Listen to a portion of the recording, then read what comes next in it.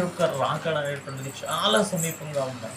రెండవ రాకడికి సంబంధించిన సూచనలు అన్నీ కూడా నెరవేరుతున్నాయి. భూకంపాలు వస్తుంటాయి, కరువు వస్తున్నాయి, అనేకుల ప్రేమ చల్లారిపోయింది. రాకడ సమీపము చాలా దగ్గరగా ఉన్న సమయంలో అపవాది తీవ్రంగా తన ప్రభావాన్ని చూపిస్తుంది. లోకములో వేల కొలది లక్షల కొలది అబద్ధ ప్రవక్తలు ఉంటారు, బోధకులు ఉంటారు. మనం గమనించినట్లయితే యోహాను సువార్తలు అంటాడు కదా, అనేక మంది అబద్ధ ప్రవక్తలు లోకములో బయలుదేరి ఉన్నారు. ఆ అబద్ధ ప్రవక్తలను ఐడెంటిఫై చేయకుండా సత్యమునకు విరోధమైన మార్గంలో వెళ్తున్నప్పుడు సమస్యలు వచ్చే అవకాశం.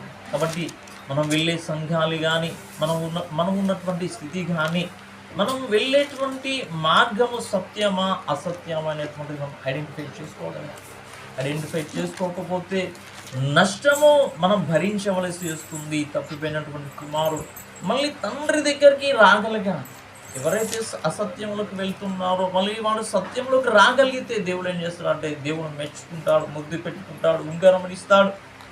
దేవునికి రాజ్యంలో నీతి కిరీటం. దేవుడు ఏం చేస్తాడంటే మనం అసత్యంలోకి వెళ్ళినప్పుడు మళ్ళీ సత్యంలోకి రావడానికి ఏం చేస్తాడంటే శోధిస్తాడు. దేవుడు శోధించి సత్యంలోకి నడిపించేటువంటి అవకాశం. తప్పిపోయిన కుమారుడు శోధించమంటాడు, మళ్ళీ తండ్రి దగ్గరకు వచ్చేంత వరకు. తప్పిపోయినటువంటి కుమారుడు శోధించబడి తండ్రి దగ్గరికి వచ్చేంత వరకు నష్టం అనుభవించాడు కదా.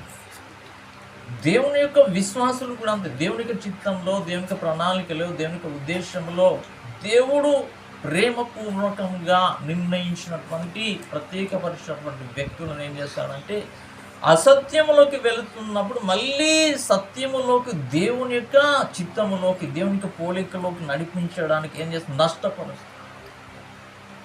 ఎన్నో దెబ్బలు కొడతాడు, నష్టపడతాడు, ఇబ్బందులు పెడతాడు, సమస్యలు కొడతాడు.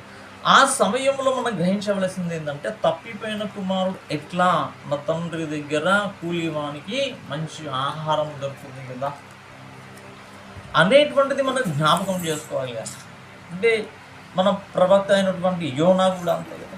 యోనా కూడా మత్స్యము యొక్క కడుపులో ఉన్నప్పుడు తను వెళ్ళిన మార్గము రాంగ్ వే, మళ్ళీ నేను దేవుని యొక్క ఉన్నతమైనటువంటి పనిలో వెళ్ళాలి అని ఒక నిర్ణయం తీసుకున్నాను. మళ్ళీ దేవుడు ఏం చేశాడంటే ఆ మత్స్యపు కడుపులో ఎందుకు ఉంచాడు అంటే తనను తాను రియలైజ్ కావాలి. మత్స్యపు కడుపు అనేటువంటిది ఉండడానికి ప్రధాన కారణం ఏంటంటే తాను చేసినటువంటి పొరపాటంతా కూడా తెలుసుకొని దేవుని యొక్క క్షమాపణ పొందుకొని కన్నీరు విడిచి ఏదైతే ప్రాంతంలోకి వెళ్ళాలి